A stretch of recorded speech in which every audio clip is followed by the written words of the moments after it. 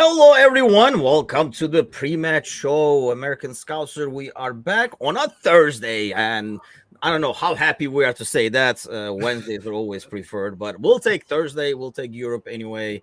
I know John says he was saying it in the morning show yesterday. Europa is where it's Where at. it's at exactly. And I'm looking for my mug here because I was like, is this the morning show again? Like, is this a rematch? Is this a rerun of yesterday? Because it's myself and Tim Gordo is probably gonna come hop on, so it's like a Wednesday show all over again. It is, right? Yeah, it feels like a Wednesday morning. I do have Grumpy, so it feels more like a Monday morning. But I don't know. It's in the rotation, so Grumpy came up as the mug somehow squeezed in. But yeah, it should be interesting. The lineup is definitely interesting. So we speculated a lot, I think, on the Monday night podcast. Obviously, you and I talked about it in the morning show yesterday. I mean, you had money riding on Nunez, so you were all in for Nunez, and that looks like it's happening for you. A lot of shockers in some way in this lineup. So, what's your initial reaction when you see this right here? Because, like I say, there are some names over there that were like, "What?" Well, obviously, let's get the obvious one out of the way. Bacetic at right back. So, I mean, I guess I can see why, like, especially when we have the ball, we typically play a double pivot, right? So I could see Gravenbridge, Endo, and Bacetic moving to the center. So kind of like how Trent plays in the middle whenever he has the ball, as that inverted right back. So I guess that's what Klopp is going for. But, obviously I don't know if there's any history of Bacetic playing the position. So it's really going to be interesting to see. Yeah, I mean, we don't know if he played in youth or something like that, I Mm, guess. But yeah, I mean, we don't really. I mean, to be perfectly honest, nothing against right or left backs, but it's probably a lot more base of positions to be able to kind of like fit in. Alan, it is not that kind of show. I don't know what you thought you tuned into this today. Like, well, I brought it up because I was going to answer his question. This is the training shirt, which I honestly like the design more than the third kit. So I went for it, and it's cheaper too. So I was like, might as well over the third kit. So yeah, there we go. I actually like it. Actually, that looks cool. I do like the original jersey, but then we have Gordo over here with the golds. Is that the jersey? No, right? That's not the No, no, McDonald's jersey, right? Yeah, that's probably one of the that's worst jerseys I have to say. But what's going on, Gordo? not much. Just trying to figure out if we're playing a bunch of optometrists today with the LASK surgery. I'm not sure who these guys are. Oh man, I mean it's. I don't know. Like we were just talking with John. We started with the basic of the initial shockers, and it's seeing Basetic obviously as right back. What's your initial reaction when you see this 11? Well, I don't know too much about the team that we're playing, so I can't say whether I like this or not. I do like the Konate Van Dijk. That's I think our strongest pairing. I think that one's going to take us into the majority of our games in the Premier League. So I'm excited to see them get back to work together. Honestly, I love this team because these are guys that I want to get more minutes, and this is the perfect place to do it. I mean, let's be honest, if we don't win the Europa League, I don't think anyone's going to be that upset about it. It's just like, let's use these games to get guys minutes and maybe find some diamonds in the rough. I mean, I think that's how we got Kostas Tsimikas, how we figured out that he was a really good replacement and very versatile as we were playing in some of the domestic competition. So hopefully we can get some of these guys minutes and find some good replacements if needed. Yeah, so I guess we should do that first, right? Because your statement is really based on how you are viewing the tournaments. So you want this. So if I'm understanding right, you kind of want to treat this almost like a League Cup. Get people minutes, and then if we get towards the end, then we'll take it seriously. Is that how you're approaching it? Yeah, I think a couple of years ago, like end of Rodgers, beginning of Klopp, I think this would have been something we'd be very happy to put our hands on. And I think this is not something that anyone views with any real, this is probably below where we're supposed to be. And so this is kind of like a freebie. If we win it, great. If we don't, I don't think anyone's going to be too pissed off about it, and at least from my point of view. So That's yeah. That's interesting. Okay. Yeah. I mean, because obviously, like the way you approach it's like how you view the tournament is really going to depend on, like what you want to see and how you want to see it and stuff like that. Alan is really messing with you today, man. I don't know what the problem is, but he's really got stuck on those blinds. He's still mad about me, but my Matip takes yesterday.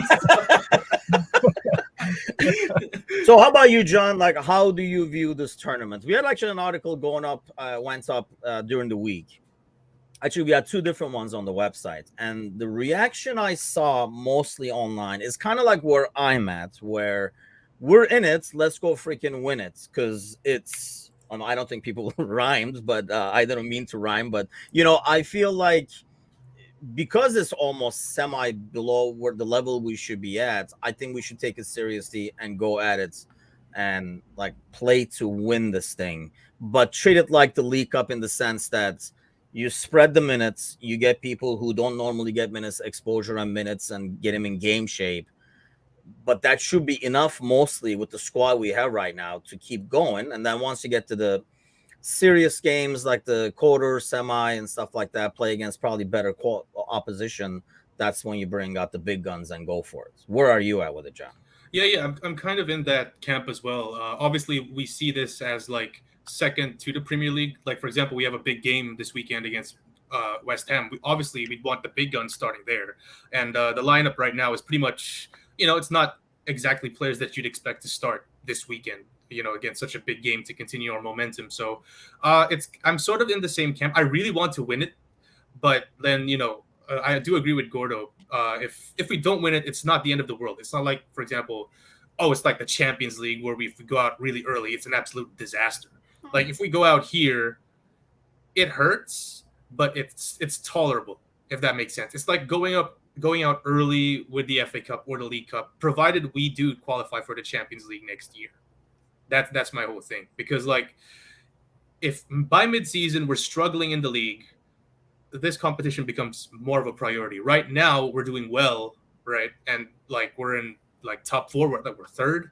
So if as the season goes on and we get like, it's more difficult in the league, then I see the value of this competition going a bit higher. Right now though, it's pretty much like FA Cup, League Cup level, I would say. See, I'd maybe value it a lot more. I feel like it's Europe and you're in there, you want to win it. You don't want to lose to another team that's going to say we eliminated Liverpool in the European trophy either way.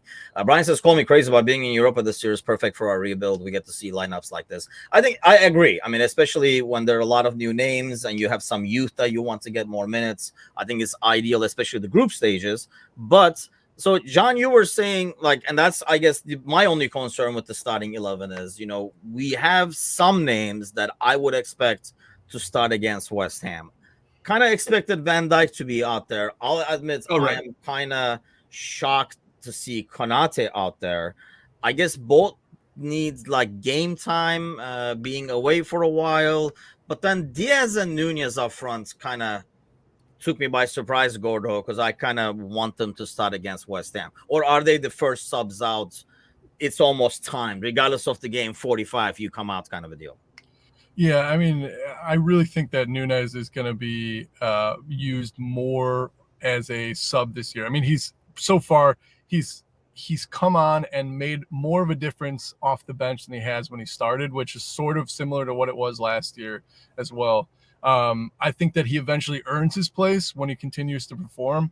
But, like when he scored those 2 goals and we had the comeback win against Newcastle, I think that was, like I said online, I forget which Facebook group it was part of, but like a broken clock is right 2 times a day, right? He's a striker in this Liverpool, like very attacking Liverpool side. He should get every once in a while, he should get some goals. And I think yeah, that was fantastic. Really good for his confidence, but I don't think he's earned his starting spot yet.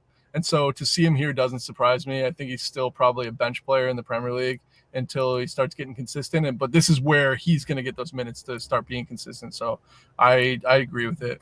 Diaz, I think, is still, we're not seeing the Diaz that we saw pre-injury. I think that's what Klopp is searching for, and maybe he just needs a little bit of confidence. Yeah, I can see that. I mean, I still feel. I mean, what do you think, John? Is this on a timer, regardless of how this game is going? At 40, is the club saying, "Hey, you got the first half, you got the second half," or kind of a deal? I mean, I had a feeling that Nunez and Diaz would start because they didn't start against Wolves. So I felt like Klopp kind of had them, in his back pocket to be like, okay, we'll start these guys midweek, try and seal it early, then take them out as soon as possible, then probably start them, against West Ham. So it's a good enough lineup considering like the level of the opposition. So I agree with Gordo. Like Nunez has impressed, but not enough yet to start. Like I wouldn't be surprised if Gakpo starts this weekend, but Diaz is a mystery for me as well. I think if you're talking about a timer, your question, Tim, it's Diaz. I think who's like on the clock here because I would definitely have him starting against West Ham, considering last weekend when he came on against Wolves, that's when we actually started becoming more and more dangerous and Yeah. more likely to get more goals. Yeah, I mean, it's almost like I don't know, like we were talking about it yesterday. It's almost like you kind of make a lineup in your mind for the weekend and then adjust Thursday accordingly, especially in the group stages. But that's not really what we're seeing here. I know Klopp mentioned and made a point of it yesterday that we're not here to give people opportunities. We're here to win. But you can kind of see that we are also getting Endo in there, Gravenberch in there. I think that makes this midfield very, very interesting to watch today. And I know we're always going to say, haters are automatically going to say, even if they do well, they're like, well, it's going to be against Gordo's optometrist. So nobody's going to give them credit for that. But I think when you look at this game, Gordo, who are you mainly watching to see how they do? Like, who do you have the spotlight on as they move around the field? It'll be nice to see Endo playing with 11 players, so I'm looking forward to that. I'm sure he agrees. Gravenberch, of course. Like I'm really interested to see how he slots in this team. It's tough when a player comes in that you're expecting to probably be in the starting lineup to be playing with a team that it's probably not going to be around him when he does make the starting 11. So like it's not, does he click with this team? Great, but does he click with when he's in the actual starting 11? We'll see. But those are the two. The midfield is really who I'm excited to see kind of click here. But I think like what to John's point, to your point about like if there's a timer, I think this is a good barometer to decide whether Jurgen Klopp's words are correct. If there is a timer, like let's say we are down 1-0 at 60 minutes and he does pull Diaz and Nunez off, then we can assume that, yeah, this is just going to be a tournament where we're just trying to get players minutes and we don't really have the capacity or the will to go and win it. So I think it is a good barometer to decide, is Klopp actually going to go and win this or not? Because we'll see it at about 60 minutes of who comes off if we're in a tight game. It'll be interesting to see if there's that much of a control of oneself. I mean, once the game gets going and it gets competitive, it's very difficult to say, yep, let's stick with the original plan over here instead of like going for it and chasing a win and things like that. I mean, the competitive spirit kicks in. I mean, I don't know. I know for myself there are times, especially as you get older, you're like, okay, when I go in tonight, I'm going to try to take it easy. And then once you get going, it's just like full blast and you hurt yourself even more. And then because there's no way to kind of like tone your competitiveness down. And it will be interesting to see, John, if Klopp sticks with the program. I mean, we're hoping that's not even going to be a concern, but it is possible. We've seen it before. We've seen it in the League Cup. We've seen the FA Cup when this team, because it's so much based on a system of people working together, with the counter pressing and stuff like that. When we change too many people, sometimes there's a lot of pieces not clicking, so it's like clunking, and it doesn't work right. So there's a concern because of that. Do you think we stick to the plan? Will it even be an issue? Well, hopefully it's not going to be an issue. And to your point about plans, like everyone's got a plan until they get punched in the mouth. So like, like I feel like kind of like if you're talking about FIFA here, you it's a 0-0, you get down 1-0, you kind of sit up and take it seriously. I feel like this is how it's going to be, right? I feel like this is how it's going to be. Like if we go, God forbid, we go 1-0 down in like 15, 20 minutes, I feel like the players are going to start responding with the intensity that Klopp wants. Hopefully that won't be the case. Hopefully that won't be an issue. But to your point, I do feel like, aside from the result, Klopp will be looking like if we are, for example, to lose, right? And Klopp sees that these second stringers like are in sync, they're executing the press properly. I think he'll take that as a win, if that makes sense. Like, because he's trying to integrate these guys into the system where if he could like mix and match pieces together, it'll still flow seamlessly, right? Yeah. So I think his priority for this will be kind of like seeing how these guys would execute his game plan. Win or lose, obviously he'd want to win. But if we're talking about, the levels of the priority, I feel like the system and its execution is slightly above the result, to your point. Like, if that makes sense.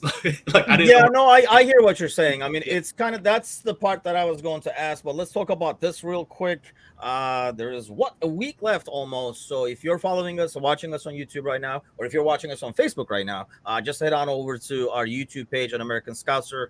All you got to do is subscribe for free, and then you qualify for the drawing for a free home kit in the size of your choice, and you can then add whatever the heck name you want on the back of it. But going back to the game and going back to the squad over here, when you look at that bench, it's still a lot of starters. It's not like, if the game is in hand, Gordo, it's not like we're going to be like, okay, let's let the kids out there. You can see Kwanzaa coming in, let's say, and Gomez coming in and taking Konate and Van Dijk out. But whoever you put in there, I mean, you're basically putting starters back in. And we know Klopp likes doing this thing where, giving people the last 20 minutes and stuff before they play the weekend. Who do you think are the first names off the bench? Will it be in the midfield? Will it be up top? Oh, it's going to be up top. I mean, he loves to do that. And Salah, he doesn't care. They could play a 90-minute game every day, and Mo Salah would want to be on the starting lineup, and he's probably furious that he's not in the starting lineup. So he will be chomping at the bit. He'll be the first one up to do his warm-ups on the sideline. So I'm put me in, coach. Like, yeah, exactly. So I'm expecting to see Salah will be the first name off the bench. You probably want to get some minutes. You're probably going to want to leave Gravenberch in there and bring in McAllister or Soboslai just to kind of like, let's see how they start, moving the ball together. So I think that he's going to make key changes based on what he wants to see at the weekend. Yeah, that makes sense, actually, because this is a good chance to kind of experiment with that. Obviously, one name that we didn't get a chance to talk about signed the new contract. Doc is interesting. People talking about replacing Salah when he inevitably goes to Saudis. It's a great way to give him a chance and save us 50. Yeah, think again. I was thinking more 80 to 100, especially if you're looking for someone in the near quality of Mo to replace him. What do you want to see out of Doc, John? Do you want him to... Because we've seen him in the past, but he does have the courage to take people on. He does not play like a young kid trying to fit in. Do you want him to be aggressive, or do you want him to play like Mo, like pick your spots, don't always be aggressive? Because I feel like he has been given the green light in the past to kind of go at people and show what he can do. Do we do the same thing today, or is it more of a do what Mo does, pick your spots? Well, I think, when he was asked to come in, we were either, up by a small margin, like to kind of ease the pressure. So he had the green light to do that because of the situation. Now it's a completely different thing where, we're starting from scratch 0-0. So there's a system in place and he has to abide by the system. I think he's kind of going to have to play like Mo, like move the ball around. And if there's no option, play it back. Don't force it. Obviously, he's a young kid who he wants to impress in his first start. So I expect one or two moments where he'll force it a little bit. I wouldn't be opposed to that too much, but I think Klopp himself would want him to kind of, play within the flow and see what happens first instead of trying to take guys on one all the time. So, like, I'm looking forward to seeing him starting. And you're asking about what I want to see from him. Obviously, I'd want to see a goal, but obviously seeing him in that system, seeing him try and be on that right wing, be a threat is more than enough for me. If he drops in a 7 out of 10, regardless of the result, I'll be fine with that. Yeah, I think a goal involvement is what we're mainly looking for, right? Like to see, like if he can be, it doesn't have to be the one scoring, but even if it's just like creating things by making runs and stuff like that. I mean, Gordo, like same question to you, I guess. What do you want to see that's going to give you the hope of saving money that Brian is hoping for here? Well, as Cinderella as it sounds, I think we kind of have to stop kidding ourselves about replacing Mo Salah. Basically, what he's doing is he's replacing the players that are going to replace Mo Salah.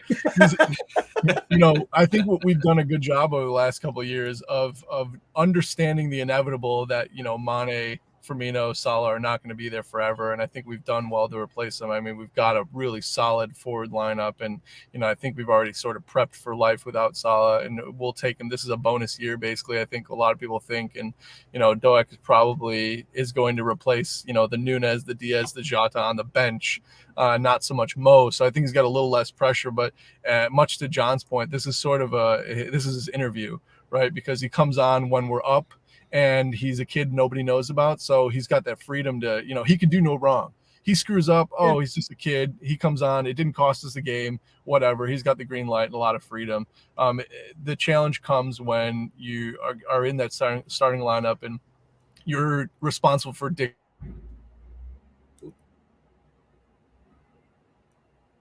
Oh, he froze on us. Yeah. He froze on us. Being away, do you think it makes a difference? Does it help? Does it hurt, John? It hurts because these players are going to – I expect LASK to be really aggressive. So, like, putting in the tackles, trying to win the second balls. So, Doak is going to be really, like, in terms of, like, when he receives the ball, there's going to be a player behind him right away. So he should expect that and try and make decisions really quick. Well, I'm interrupting Gordo here, so he made a point. He's back in action. He's back in action. So let's let's have Gordo finish what he was trying to say. Yeah, well, you froze towards what was the last part? Let me ask you the same question. Does it help, Doak, that the game is away as opposed to home, or does it hurt? I think it helps a little bit. It also helps that nobody knows what to expect from the team we're playing, right? So, like, I think there's a little bit more freedom there too. Because if they come out and they're really good, then we go, oh, maybe this is a good team. I mean, I expect him to. Here's the thing: whoever we play, this is a big game for them. I mean, we might look at it as like, okay, it's like the group stages. We're just rotating over here and stuff. But to them, it's a big game. We were talking about it yesterday in the morning show. I mean, they can approach it in a couple of different ways. Once they go down, I just don't still see, things opening up. I don't think this is the kind of game that once we get one, it's going to be 6 kind of a thing. Because I feel like any team that plays Liverpool, if they're looking to be second in this group, their plan is not to get there by beating Liverpool. Their primary plan is to do damage control and make sure they don't lose the group to Liverpool by getting hammered and then, lose their goal differential and stuff like that. So I expect the team to even hunker down more once it becomes 2-0 or something like that to do damage control as opposed to chase the game or something crazy like that. But I think we're going to get the best of everybody, especially in the beginning, especially home, first game, Europa, and stuff like that. How aggressive do you think they will be, John? We were kind of talking a little bit about this yesterday. When LASK sees this lineup going against them, let's face it, it's a lot stronger lineup than what we predicted yesterday. Do they say, whoa, or how do they approach it? I feel like whatever game plan LASK had in mind, they're still going to go for it. And I expect them actually to be aggressive, like I touched on yesterday. It's the first game of Europa. They're playing Liverpool, at home. So they're going to try and, show everyone that, hey, these guys ain't so tough. We're at their level. Like, we can, punch. We can exchange a few jabs with them. So I feel like that's how it's going to go. Like, whether or not we're ready is definitely on Klopp. Like, we can't afford to start like the way we have been over the last few games. So considering if they scored that first goal, the crowd would be into it. It's an absolute raucous crowd and they'll start parking the bus and we're going to have to break them down and they'll hit us on the counter. Like, I don't know. That's the worst possible way to go about this. So I'm expecting them to be aggressive, to be a bit open, but I'm also expecting us to take advantage of that, especially with the pace that we have, in Doak and Diaz and Nunez, back there.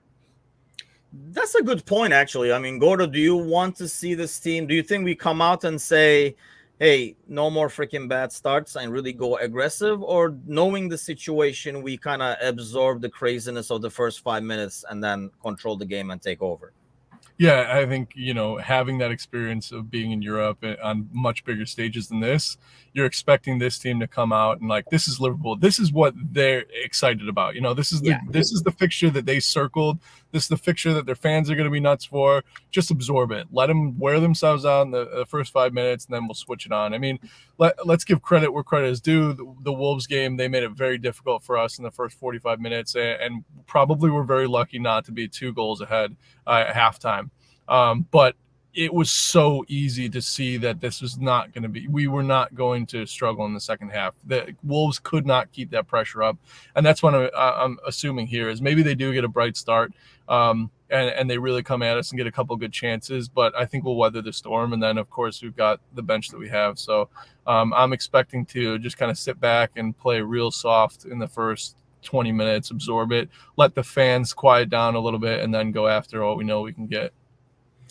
I mean, that's the thing. I was kind of initially worried because I kind of figured it might be like Van Dijk and Kwanzaa or like some backup center backs. This kind of eases the nerves a little bit. But do you think this duo is there, John, because you have Besetic playing as right back? So you want some kind of support system for him in the middle that's solid? Right. It's actually good that you mentioned that. It's good that we have Konate there to cover the space that Bajcetic probably wouldn't. If we're talking about the new system, there's no better player for it than Konate. So it's good that we have him starting, and obviously to get him some minutes. I expect him to start this game and to start against West Ham as well. So it's probably get some minutes under his legs and stuff like that. Bajcetic, like I said, are any of you aware that he has any experience as a right back? I'm not. So it's going to be interesting to see how he fares against the left hand side of LASK. See how he's going to go there. But it's good to have our big Frenchman back to cover in case problems happen there.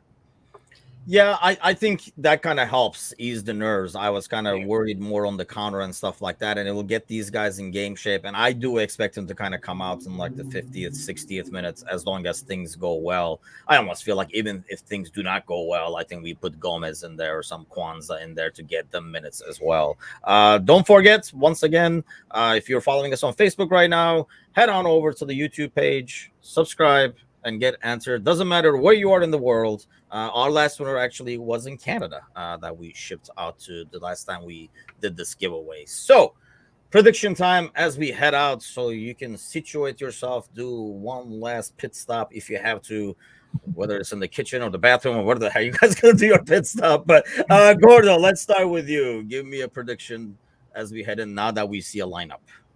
I'm predicting 3-1. Similar to Wolves, we slow start and then we get our act together, and somebody from the bench kind of finishes the game off in the 70th minute or so. What I'm really looking forward to is looking at that base of our spine starting to work together. I think it's nice that we have Van Dijk, Konate, Gravenberch in there. I think that's the future of this team for this season. It'll be nice to see how they start.